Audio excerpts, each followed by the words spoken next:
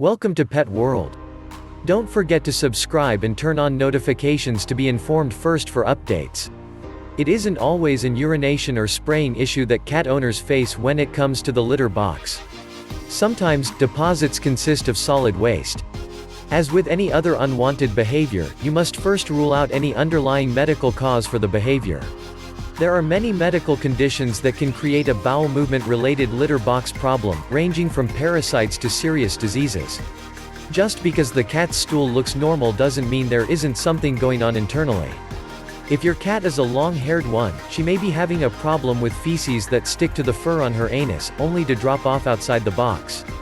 If this smelly matter doesn't fall off on its own outside the box, the cat may groom to remove them, and they may be left behind on the carpet or floor near you. Long-haired cats need daily grooming, and the hair on their hindquarters and back legs may need to be trimmed on a regular basis to reduce the risk of having fecal matter tangled or stuck there. Another problem is that of constipation. Constipation is not unusual in cats because of the accumulation of hair ingested during grooming. That discomfort can generate a negative association with the box. Diarrhea can also develop into a litter box problem due to pain or the sense of urgency. When you take your cat to the vet, bring along a fresh stool sample for analysis.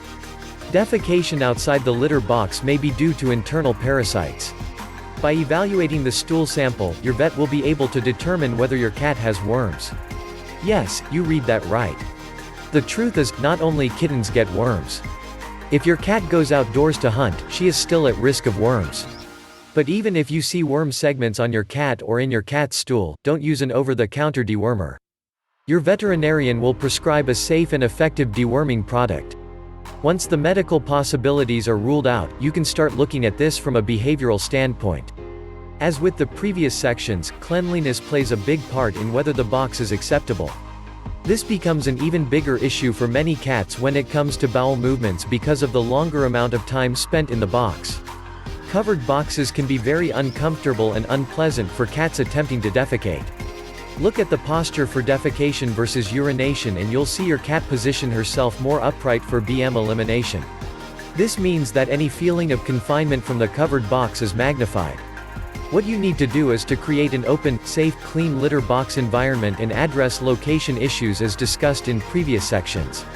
There are some cats who, no matter how clean you keep the box, won't defecate in the same box used for urination. If your cat does this, add a second box near but not too close to the original one. In multi-cat households, there are situations in which a cat will mark with feces. This behavior is called middening and is usually seen in an outdoor setting. Fecal markings provides the advantage of being seen at a distance. If one of your cats seems to do this, it may be a case of middening, especially if there's tension among the companion cats. In this case, you'll have to work on the relationships between your cats, because more litter boxes will be needed and more environmental security has to be created. Click on URL in the description below and find out more about how to stop your cat from spraying. Thank you for watching.